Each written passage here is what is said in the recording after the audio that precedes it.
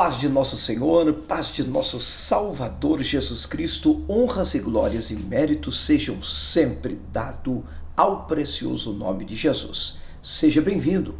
Você está no canal do pastor Abimael Prudente Júnior.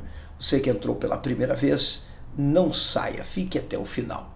Aos meus inscritos, membros do nosso canal, aquele abraço caloroso, tá? Que vocês sejam edificados, porque afinal somos sola escritura, né? Somente as escrituras, somente a palavra de Deus. E eu quero, mais do que nunca, agradecer a você que está pela primeira vez e que ainda não se inscreveu no meu canal. Tá vendo aqui embaixo? Inscreve no meu canal. Não só assista, tá bom? Não só assista, ajude-nos a alcançar inscritos, deixando um like, comentando, compartilhando, porque você está aqui comigo como uma ferramenta de Deus.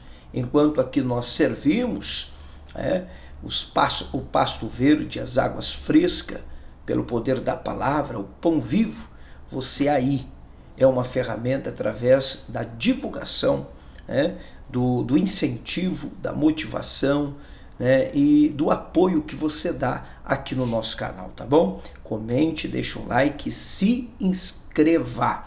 Hoje o nosso tema é um tema que está a pedido de um membro do nosso canal, Ele me chamou e disse: pastor, eu quero saber se realmente o texto do Evangelho do Senhor Jesus Cristo, segundo escreve nosso irmão João, capítulo 5, versículo 4, ele é um texto verídico, ele realmente é um texto real.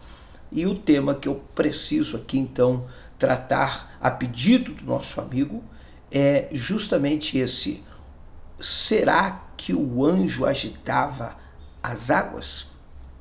Será que o anjo agitava as águas? Então esse é o nosso vídeo de hoje. E para que você tenha uma noção de quanto é complicado e difícil preparar esses argumentos, eu vou só mostrar para você. Eu estive mexendo aqui, deixa eu puxar aqui para nós juntos e lá. Eu estive mexendo aqui, na nossa biblioteca e trazendo para você ver, aqui em cima das minhas anotações, trouxe aqui diversos materiais, como você está vendo, diversos materiais, tá? Olha lá, para você ter uma noção, diversos materiais para a gente poder com muita clareza, tá?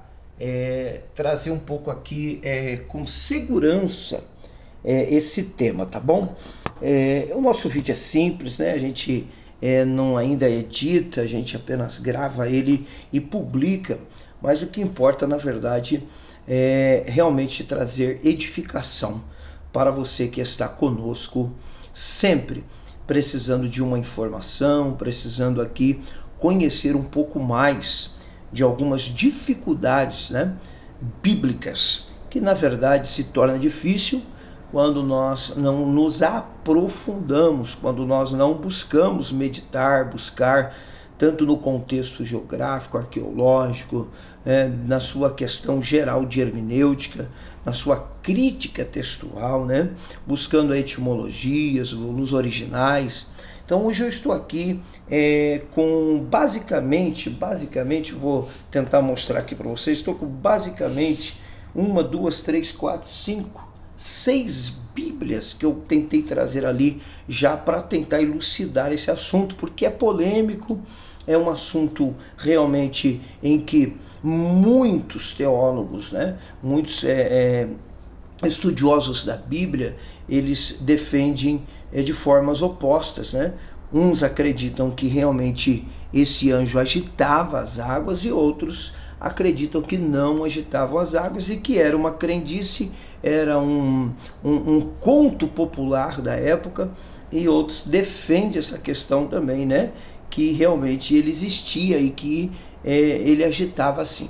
A princípio, é importante falar aqui, que Betesda, ela é uma palavra que está inserida no texto no aramaico, principalmente nos originais, né? Então, aqui quando fala que no verso 2 havia, né, na Porta das Ovelhas, um tanque chamado em hebraico Betesda. Aqui ele está nos originais como, por isso que chamado em hebraico Betesda, porque na verdade nos originais ele está sendo tratado no aramaico, né?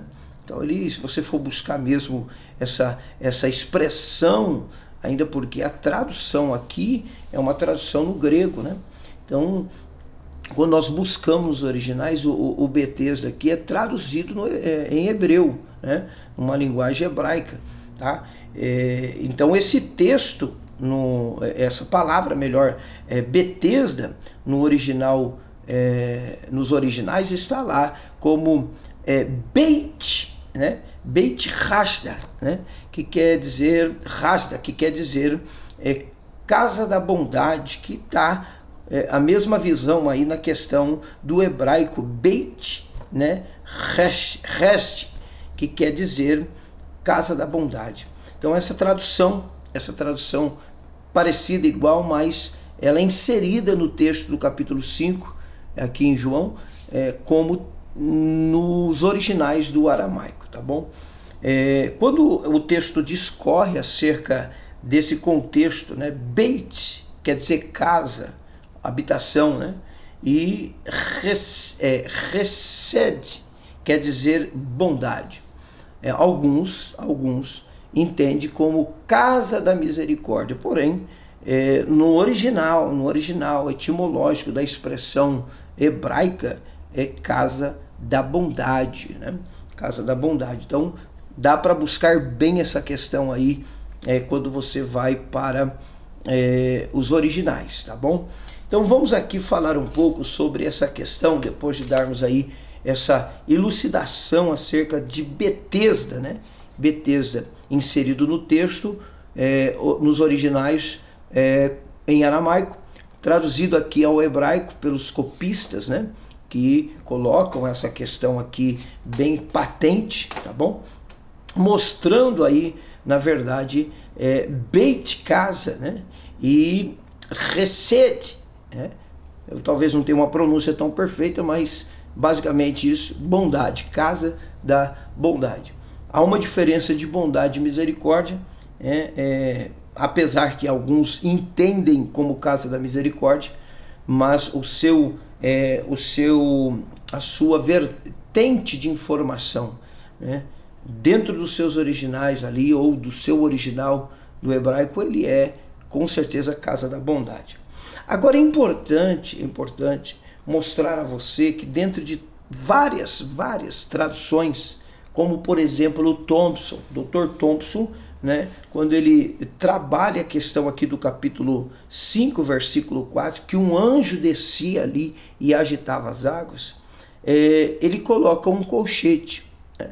Então esse colchete aqui é muito interessante porque ele diversifica toda a realidade do texto, né? Deixando aí, né, uma brecha de indagação. Né? Os colchetes quer dizer que não existe nos originais mais antigos, né? Nos originais mais antigos, mas foi colocado pelos copistas ao longo das traduções.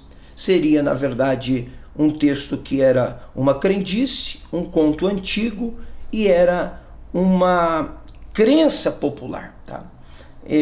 Vamos aqui um pouco entender não só esse texto do Thompson, né, que ele deixa um colchete mostrando isso. Já vou deixar a Bíblia aqui do lado para mostrar que o Dr. Thompson ele coloca o colchete trazendo isto dos copistas, respeitando os três maiores manuscritos, que era o Codex, né, Vaticanos, Codex Sinalíticos, né, e o Codex, o Terceiro Alexandrinos, os três maiores manuscritos.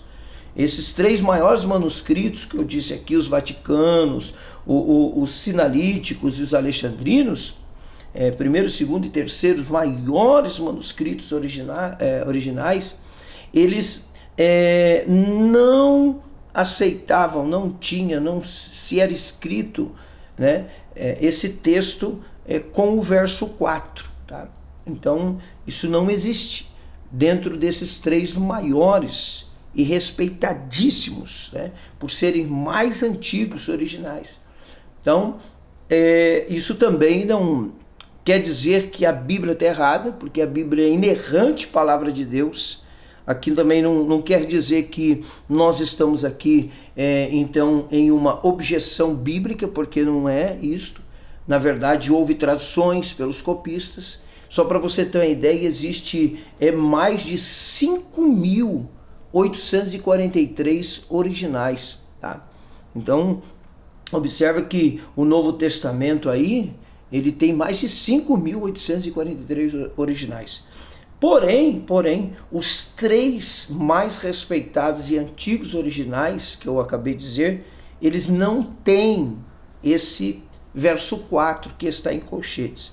Logo se subentende que os copistas inseriram aqui para dar uma melhor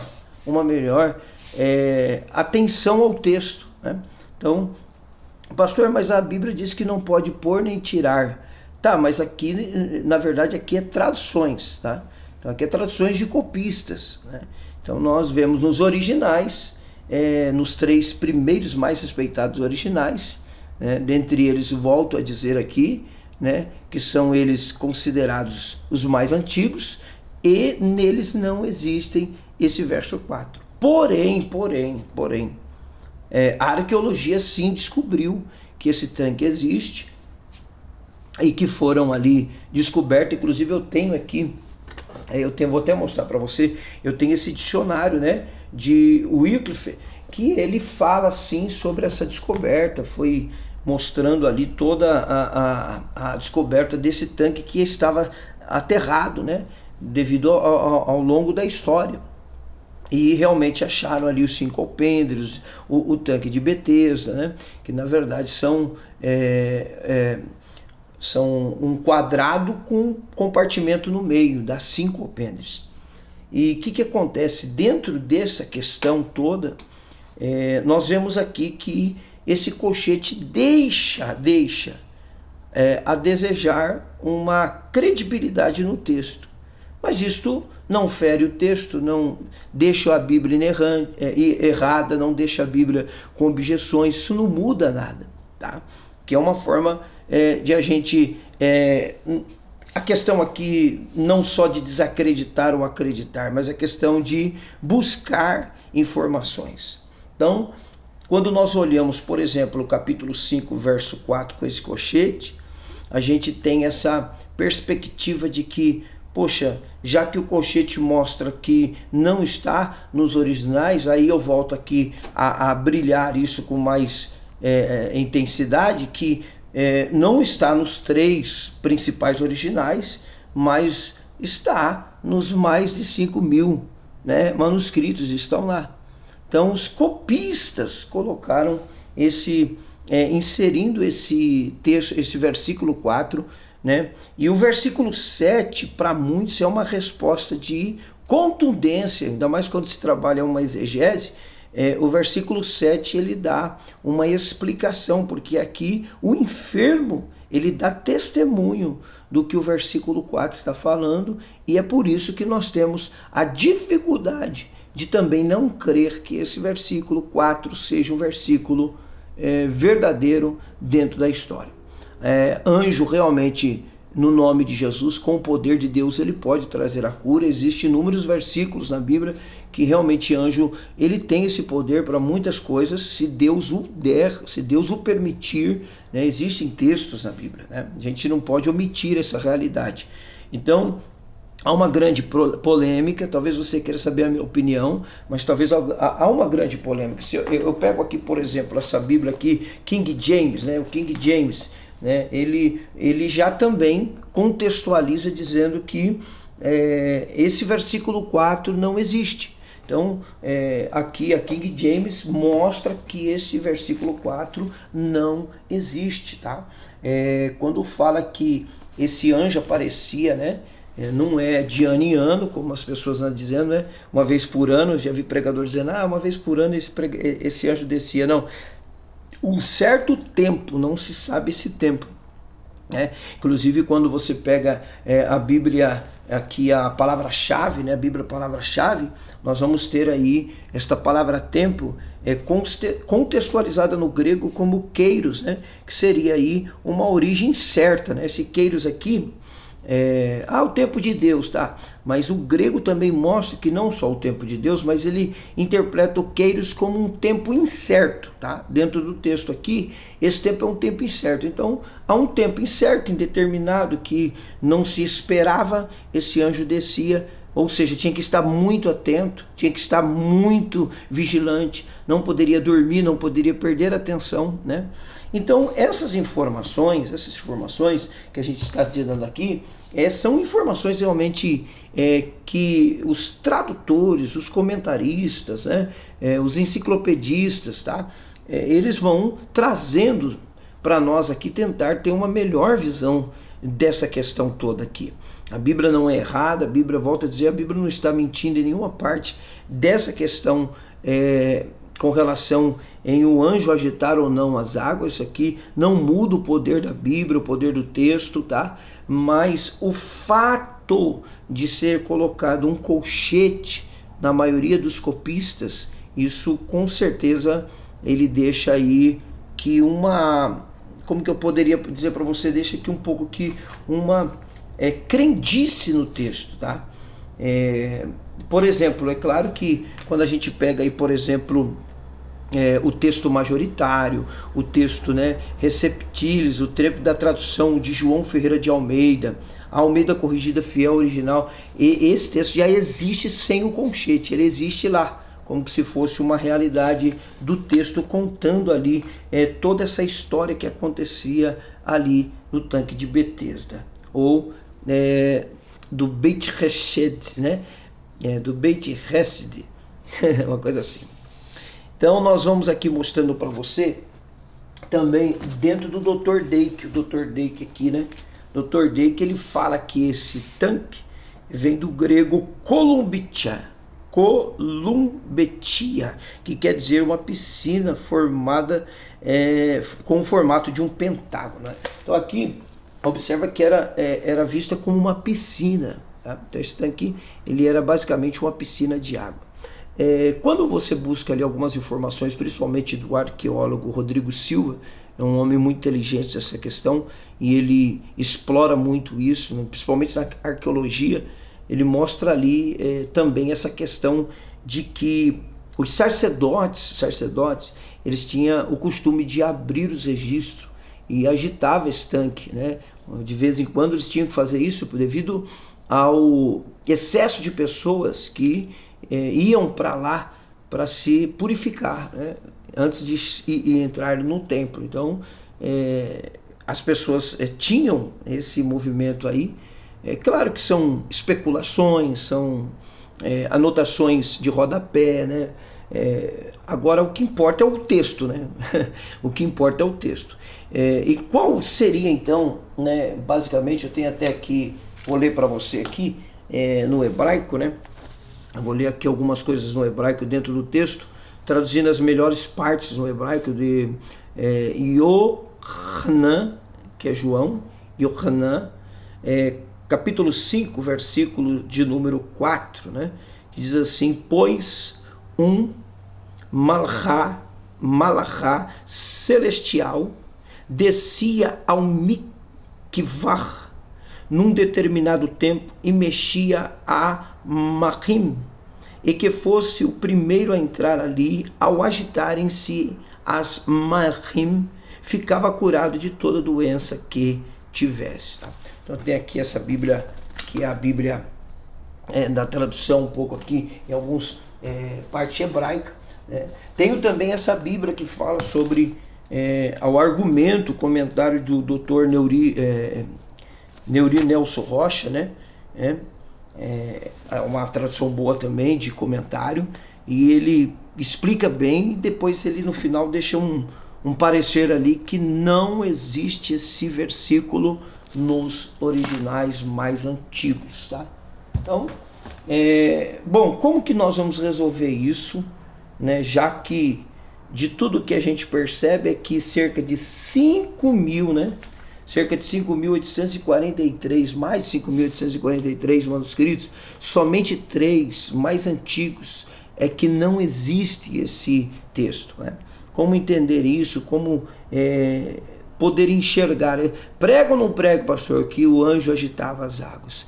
Bom, eu fico aqui para dizer o seguinte, gente, com tudo isso que nós estamos tentando aqui chegar perto, é que na verdade, uma vez que os copistas escreveram, né, uma vez que os copistas escreveram traduzindo dos originais e tentando embutir aqui uma questão que nos 3 mais antigos originais não existe, eu particularmente prefiro acreditar que isso era uma crença, né, e que realmente o que fazia isto ponderar com bastante testemunho ali a ponto de ajuntar muitos coxos, né, era a questão do mercantilismo de Jerusalém ali. Era a questão do mercantilismo, a questão de renda, né, porque quanto mais se divulgava, se contava essa questão, né, mais realmente eles ganhavam dinheiro, porque as pessoas entravam ali, muitas famílias colocavam coxo, cego, manco ali, pagavam pessoas para cuidar, para ver se essa esperança alcançava alguém, né? É bem possível que esses enfermos tinham famílias, né? E essas famílias precisavam ver, que acreditavam, queriam ver, tinham esperança. Então, pelos contos, né, que contavam. É bem complicado justamente pelo o verso de número 7, pelo testemunho do enfermo, porém o fato do colchetes e o fato de a gente respeitar os 3 maiores manuscritos mais antigos, né, que a gente colocou aqui, nos faz um pouco desaprender dessa crença de que o anjo agitava. Então aqui, apologeticamente falando, dá para a gente trabalhar a questão de uma visão pagã da época, e que realmente eles criam, né? Eles criam e que contavam isso, né? E que contavam. Pode ver que estava ali um homem enfermo há 38 anos, né? Jesus viu ele, curou ele ali. E o fato de, pastor, mas aqui diz que jazia coxo, enfermo, paralítico, um monte de gente ali que estava, né, esperando o movimento das águas, né? Porém, eu queria acreditar nessa questão toda aqui, não duvidando que os anjos não possam, no poder de Deus, realizar milagres, né? Afinal eles estão a serviço de Deus, trabalhando a favor dos homens, né?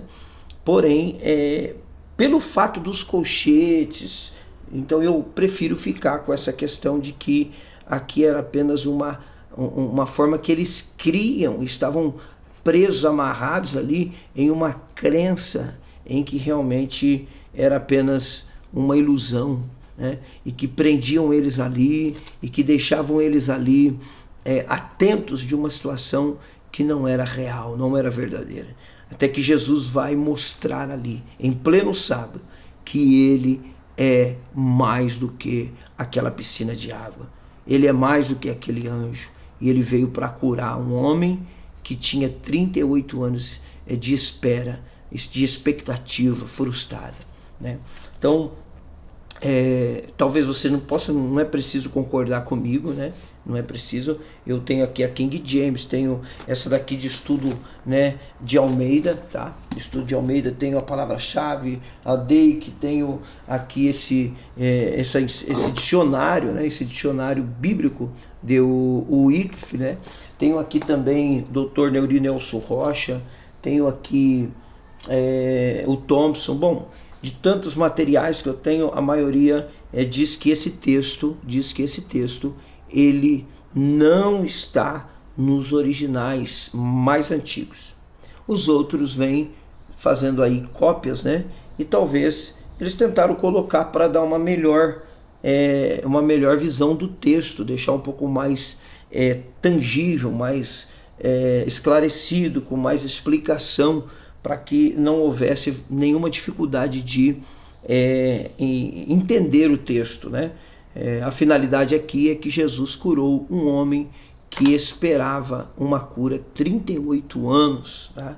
Diante de uma expectativa que realmente era frustrante, tá? Então, aqui, quando a gente mexe com essa questão de heresia, né, a gente percebe que Jesus é mais que o anjo, Jesus é mais que o tanque, Jesus é mais que a expectativa de qualquer oferta e proposta que se possa existir acerca da cura. Jesus é aquele que está acima de qualquer proposta, tá? Então, espero que você possa ter entendido, gostado. Talvez eu não expliquei tão legal a nível do que você queria saber, mas olha, deixa um like, comenta aqui e ajude nós no canal, tá bom? Eu volto a dizer, a minha opinião aqui, pelos colchetes que existem, é uma adaptação dos copistas, tá? Com certeza eu quero acreditar que isso aqui era apenas um texto de crendice, de contos da época, né? Ainda mais com espelhando, né, de informações, de lições, de estudos completados aí por grandes arqueólogos, grandes teólogos, homens formados, doutos aí, conhecedores dessas realidades bíblicas. Então eu passo a somar com essa crença no sentido de que realmente esse anjo era uma história que era contada com muito testemunho, com muita força, né? E as pessoas acreditavam e ficavam ali esperando, realmente ficavam ali esperando, né? E o que mais me chama